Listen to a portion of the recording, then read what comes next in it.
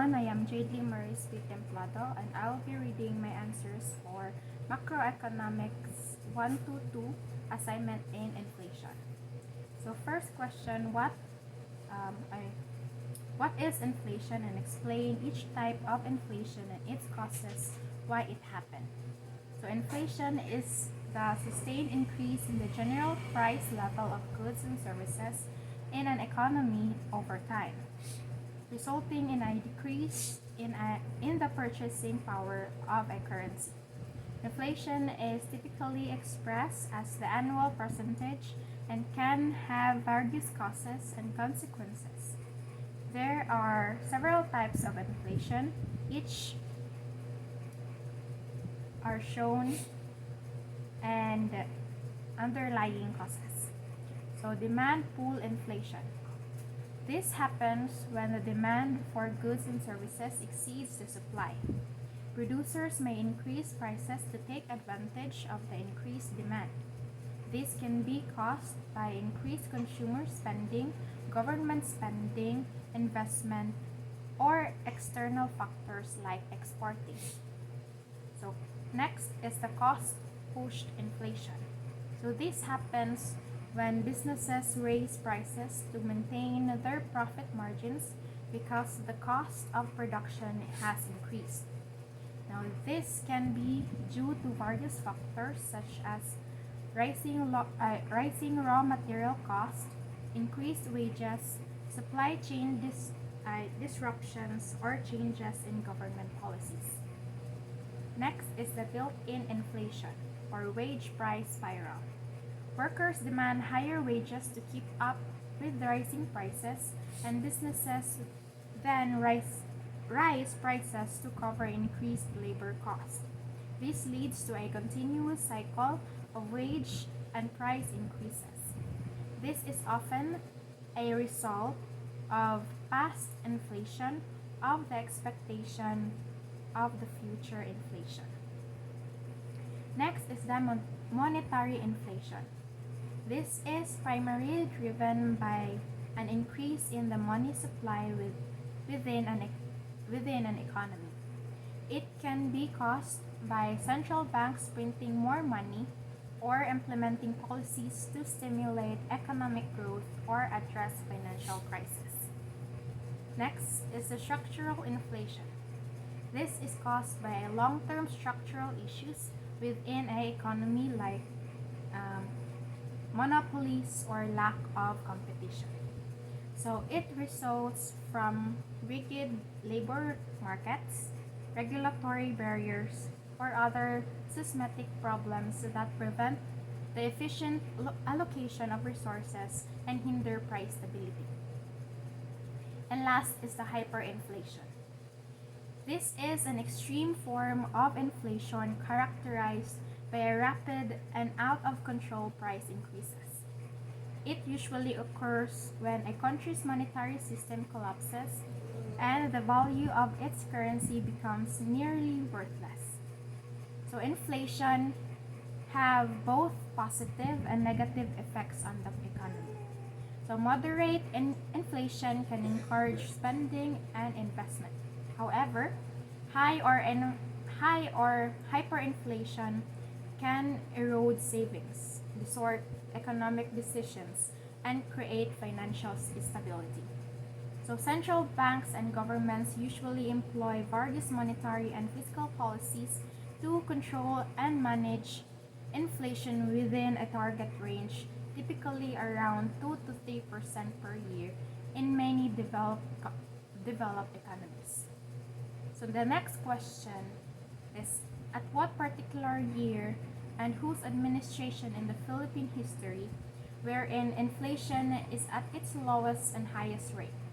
What rate is that, and what might be the cause of it? So in the lowest inflation rate, in the post-Marcos era, one of the lowest record annual inflation rates in the Philippines occurred in 2006.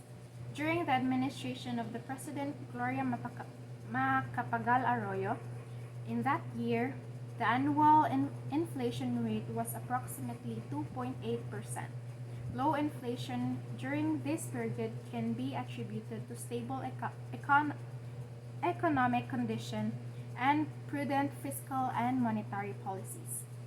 So, highest inflation rate.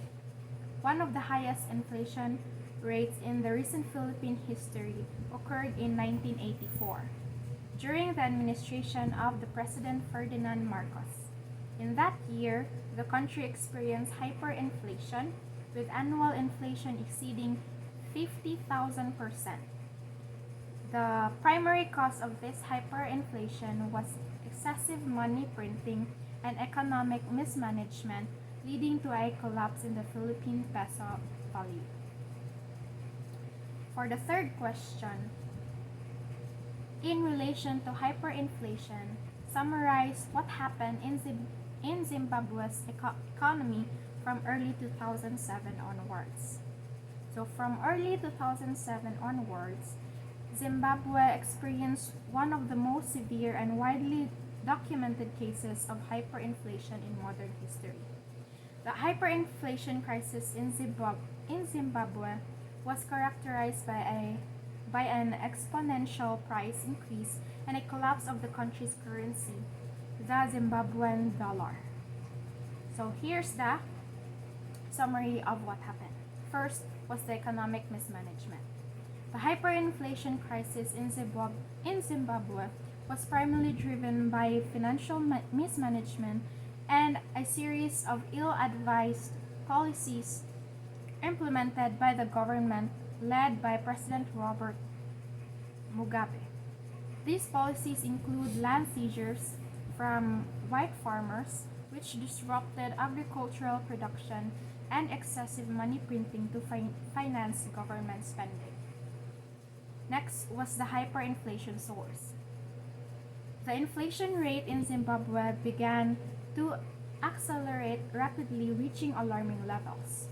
In the late 20s, inflation had become hyperinflation, with monthly inflation rates exceeding 50% and annual inflation rates going astronomical, ultimately surpassing 89.76 trillion%. Next was the collapse of the Zimbabwean dollar. The hyperinflation crisis led to the total destruction of the Zimbabwean dollar.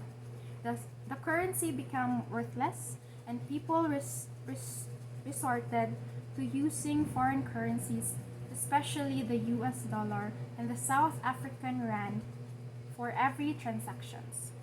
So the central bank printed banknotes with increasingly higher denominations but they were virtually worthless. The fourth one was the economic collapse. Hyperinflation severely eroded people's savings and purchasing power, leading to extreme poverty and widespread suffering. Essential goods and services became scarce, and unemployment rates soared. Many businesses shut down and country's infrastructure deteriorated. The fifth one was the political and social unrest. The economic crisis also fueled political and social unrest in Zimbabwe. There were protests, calls for political change, and international pressure on the government to address the economic collapse. And the last one was the resolution and dollarization. In 2009, the Zimbabwean government abandoned its currency and adopted a multi-currency system, allowing the use of foreign currencies for transactions.